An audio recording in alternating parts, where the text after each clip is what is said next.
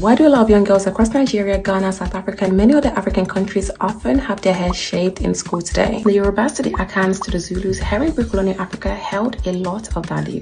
Showed status, symbols, spirituality, age, and many things in between. Though it's quite normal now, the practice of shaving the hair of young black African girls in school actually has deep colonial roots. On the coloniality of hair within the African context, so Ejeka.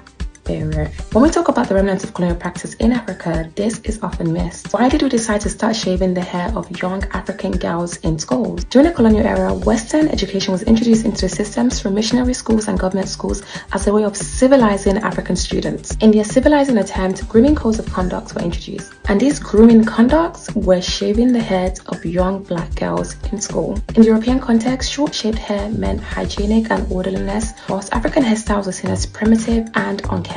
Some missionary schools even went to the extent of citing shaving hair as moral and religious cleanliness. They even cited the Bible for this. African hairstyles were seen as a form of distraction. Over time, the policy of shaving hair in schools became embedded into the African education system. It even survived the independence of a lot of African countries and still remains a part of the colonial legacy within education that exists today. The shaving of hair breaks cultural continuity, especially in beauty practices. Think about how practices are handed down generation to generation, and the imposition of making them cut their hair to be educated breaks that pattern of passing on history and culture down through the art of braiding hair. The shaving of hair today for a lot of people is a choice. The history within schools in Africa remains a colonial imposition. The coloniality of hair shows that the control and policing of black hair didn't stop when colonization stopped, especially in Africa. Instead, colonial power structures and rules are still applying in a post-colonial Africa.